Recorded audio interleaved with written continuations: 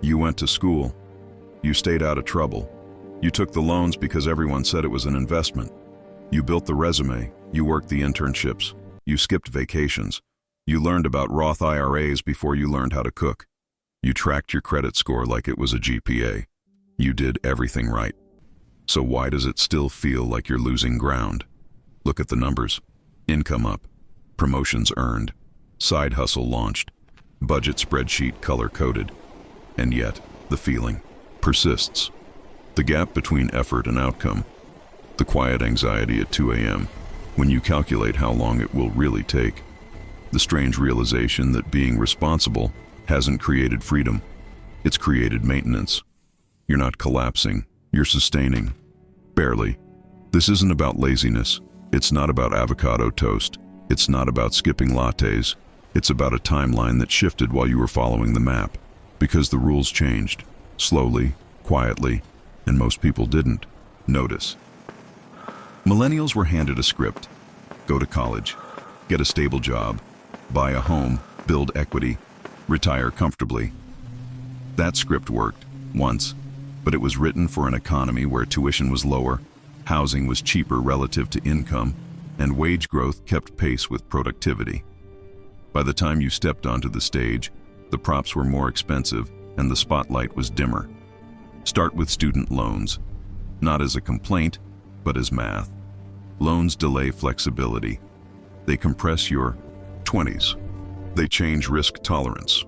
When you graduate with debt, you don't chase opportunity. You chase stability. You optimize for safety. You pick the job with benefits over the job with upside. You delay entrepreneurship. You postpone relocation. You avoid volatility. Debt doesn't just cost money, it costs optionality. Then comes housing, the cornerstone of middle-class wealth. Previous generations bought homes at price-to-income ratios that made sense. You entered a market where prices accelerated faster than wages. Down payments inflated, interest rates fluctuated, inventory tightened. So you waited, you saved. You watched prices climb while your savings tried to keep up. Renting wasn't laziness, it was math.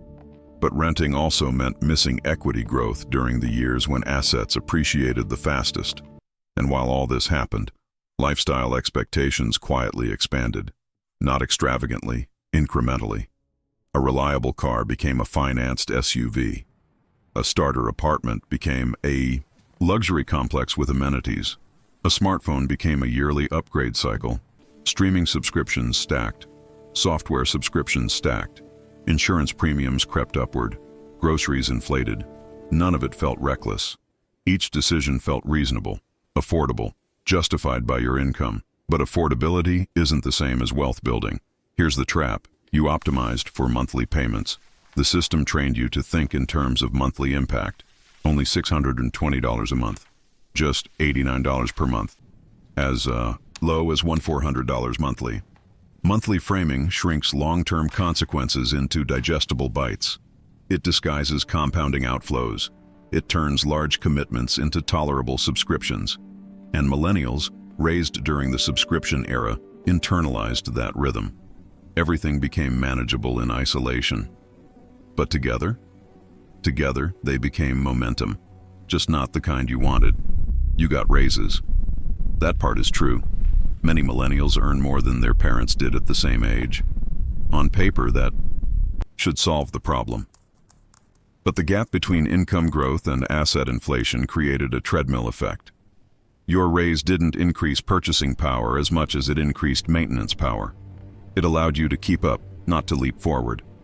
So each promotion felt good for a moment, then normal, then insufficient. There's also the invisible pressure of comparison. Social media compressed timelines. You're not just comparing yourself to neighbors. You're comparing yourself to curated highlight. Reels of entrepreneurs, influencers, tech employees who hit IPOs at 29. Even if intellectually you know it's curated, emotionally it recalibrates expectations. It makes steady progress feel like stagnation, and stagnation feels like failure, even when it isn't. But here's where it gets deeper. The economy rewards asset ownership disproportionately. Wages grow linearly, assets grow exponentially. If you're spending most of your prime earning years servicing debt, paying rent, and covering inflated living costs, you're participating in the economy, but not compounding with it. The difference between participating and owning is everything. And ownership requires surplus. Surplus requires margin. Margin requires breathing room. Breathing room is exactly what high fixed costs eliminate. You weren't reckless. You were compliant. You followed institutional advice. Education financed, career prioritized, credit built, insurance purchased, retirement accounts opened. But the system you followed was built on assumptions that no longer hold. Assumptions about cost structures, assumptions about wage trajectories, assumptions about housing access. When those assumptions collapse, compliance doesn't produce the same outcome. Now consider timing. Millennials entered adulthood during or right after the Great Recession. Just as careers were forming, the job market contracted, salaries stagnated, confidence eroded, risk appetite dropped. Just as momentum was supposed to build, caution became the default. And when recovery finally accelerated, asset prices rebounded faster than wages. The window widened, but not equally for everyone. This is why it feels personal. Because you did your part. You sacrificed. You delayed gratification. You didn't blow your paycheck. You built credit instead of debt spirals. And yet the milestone checklist, home, significant savings, financial independence, keeps drifting forward like a horizon line. There's also the subtle weight of burnout. Millennials became the hustle generation. Side projects, freelancing, certifications, networking, productivity podcasts, optimization culture. You weren't idle. You were exhausted. And exhaustion changes perception.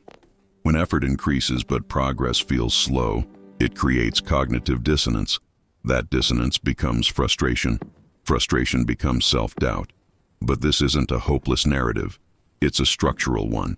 Because once you understand that the feeling of being behind is not purely personal failure, you gain clarity. Clarity shifts decisions. And decisions compound. The key realization is this: being responsible in a high-cost, asset-driven economy requires a different strategy than the one you were handed. It requires prioritizing ownership earlier, even if imperfectly. It requires questioning large fixed expenses more aggressively. It requires understanding that income alone rarely builds wealth. Equity does. It also requires reframing time.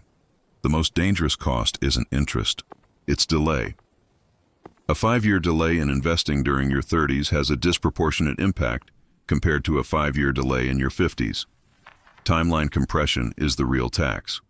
And many millennials unknowingly paid it through debt servicing and inflated entry costs. So what changes? First, awareness of fixed cost gravity. Every recurring obligation reduces future flexibility. Second, understanding that lifestyle upgrades often scale with income automatically unless intentionally resisted. Third, recognizing that comparison distorts satisfaction metrics. And fourth, acknowledging that the economic landscape requires adaptation, not nostalgia. This doesn't mean extreme minimalism or abandoning ambition. It means strategic aggression toward margin. Margin in time, margin in cash flow, margin in optionality. Because optionality is leverage, and leverage, when used intentionally, accelerates ownership. You're not behind because you're incapable. You're behind because the finish line moved while you were running toward it. But here's the uncomfortable truth. The system won't recalibrate itself for you. It won't slow down asset inflation. It won't reduce subscription creep. It won't lower housing demand. That means adaptation is no longer optional. Imagine two paths. One continues optimizing payments. The other optimizes ownership. One focuses on managing obligations. The other focuses on reducing them strategically to free capital for assets. The difference over 10 years is staggering. Not because of genius investing, but because of early compounding. The narrative that millennials are bad with money is lazy. Data shows many save more consciously than previous generations. They track budgets more carefully. They delay large purchases longer. The issue isn't recklessness. It's structural friction combined with high expectations. So if you felt behind, understand this. The frustration is rational. The confusion is logical. But staying in confusion isn't. The next decade will amplify differences between those who redirect early and those who remain trapped in maintenance mode. And here's the pivotal question. If the old script doesn't work as efficiently anymore, what does your new script look like? What fixed expenses truly align with your long-term leverage? What timeline assumptions need recalibration? What decisions are responsible but not strategic? Because the quiet tragedy isn't being temporarily behind. It's staying there out of inertia. Millennials did everything right according to outdated rules. But the economy rewards updated strategy. Once you see that clearly, the narrative shifts from blame to agency. Not reckless agency, informed agency. If this resonated, if you've ever looked at your income and still wondered why progress feels slow, comment below with one word: timeline. I want to see how many of you feel this. And if you want more breakdowns like this, where we analyze the real math behind modern life without cliches or blame, make sure you subscribe and hit like, because the next decade belongs to those who understand the shift. And understanding always comes before momentum.